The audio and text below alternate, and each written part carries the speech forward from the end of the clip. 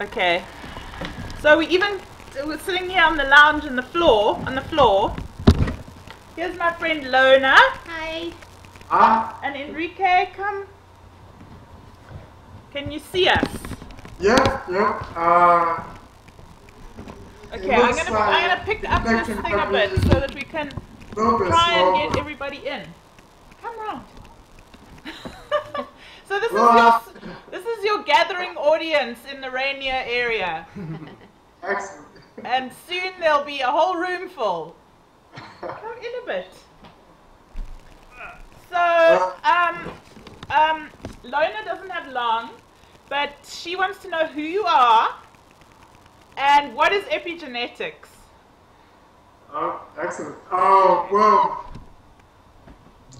Hello. Hi. Hello. So I'm William Brown, as Amanda's probably already divulged to you, but I'm working at the Resonance Project Foundation, but I've been studying molecular genetics and cellular and molecular biology in general for over 10 years now.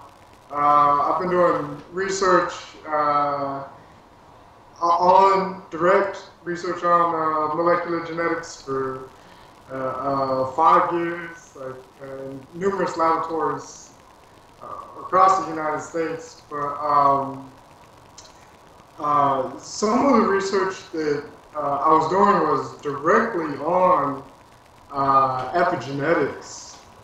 And so I was able to glean some insights really into exactly what epigenetics is and what it means for us. And basically, though, I think the term itself is most telling, epigenetics.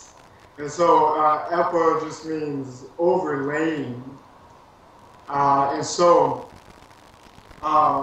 there's been tremendous work done describing, delineating genetic mechanisms which occur at the level of the nucleotide sequence of the DNA strand itself. And this is what we call genes. And there's all kinds of regulatory elements within that code, that nucleotide code, that exist that affect how the genes are expressed. Now, this is very mechanistic because it's basically, if you have these regulatory elements, it's just a matter of a programmed biochemical reaction on expressing the genes.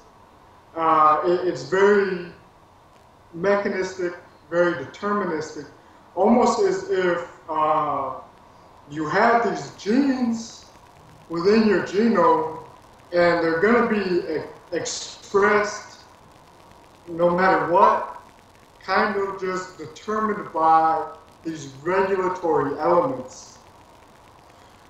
This is kind of the old paradigm, the old understanding of how our genes work. The new science, though, that has been developing over the last 20 or 30 years has been concerned with how actually that can be, that genetic expression isn't so deterministic. It isn't so mechanistic in that there is modulation, that it can be changed. And this is epigenetics.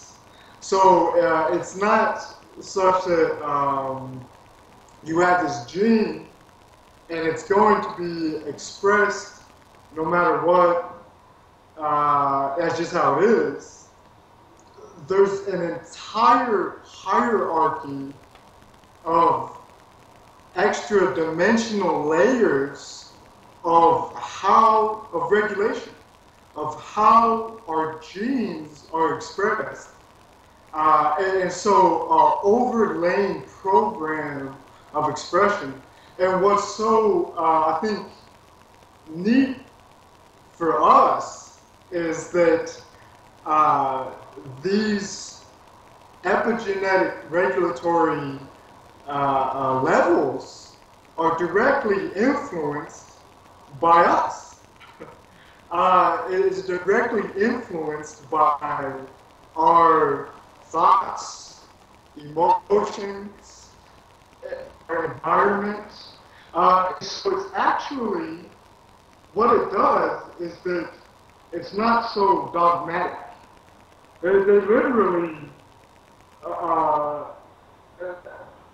explained it almost as a dogma, as like a law, that information flows in a one-way direction from the DNA to the proteins that are the products of those genes, that it's a one-way flow of information.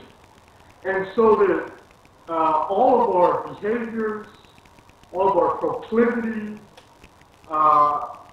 they're all just determined by what's in the DNA and that flow of information. And so, I mean, that perspective almost reduces us to automaton, just automated robots following the program that's encoded in the DNA. But that epigenetics actually allows for a two-way flow of information. So it's not just this one-way flow. The epigenetics, that overlaying segment, actually has information that is flowing back to the DNA. And that information is coming from the environment, and it's coming from us. So it's actually what the DNA does is more determined by us, actually. And probably this hasn't been exactly explored scientifically, but most likely what it does is determined by our consciousness. And then, of course, obviously by our environment, etc. You know, more, mechanistic kind of reasons for why the DNA might change its expression. But so, you have the power or the influence to determine what your DNA does, what your genome does. And this is going to determine a lot of factors, of course, of your biological being. In numerous ways. Of course, like most obviously your health,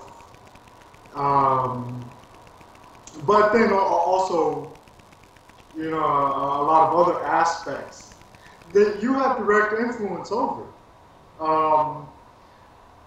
So William, I know that Lona has to go soon, right? Yeah. And we're going to be seeing you in Rainier sometime. I know we'll have more discussions before then. So when are we going to see you? I'm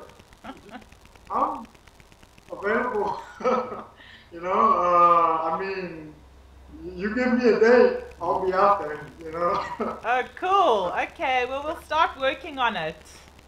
Okay, excellent. And obviously we've got a lot more to say, but maybe we can just leave it as a short piece for today, and we can talk about, we're going to do a Valentine's Day piece on the unified field, right?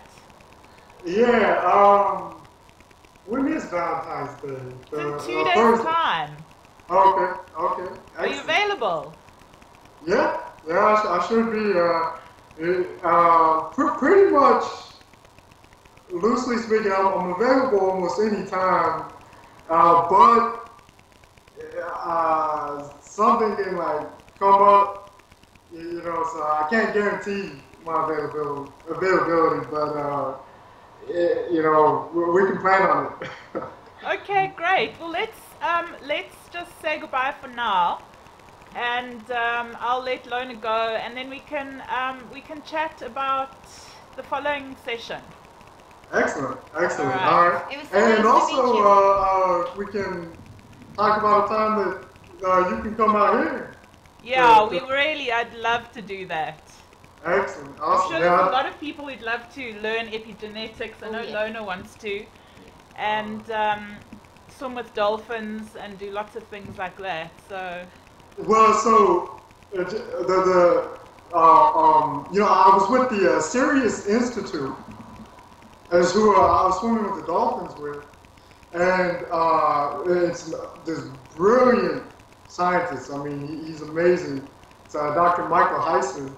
And, you know, one of the things that they directly talk about is how the dolphins can actually influence the epigenetics of our genome. And, I mean, there really is a direct scientific link on how this is being done. I know I felt the effects myself, so... Wow. Yeah. So I'll phone you back in a few minutes. We're just going to end off this little piece, and then I'll phone you back and record the next piece in a moment. How's that? Oh, you want to record further? Yeah, if you've got another little while, I just want to end this piece, and then we can just start another discussion. It depends if you've got another 20 minutes or so. We can. It's up to you. It's up to you. Okay, yeah, no problem. I just had somebody they need to speak to me. Okay, so should we just leave it then? We can just call it a day for today. Okay. And then we'll discuss on email a time for Valentine's Day. Excellent. Cool. Lovely to nice see to meet you. Yeah, I hope to talk to you again. Bye. Bye. Bye.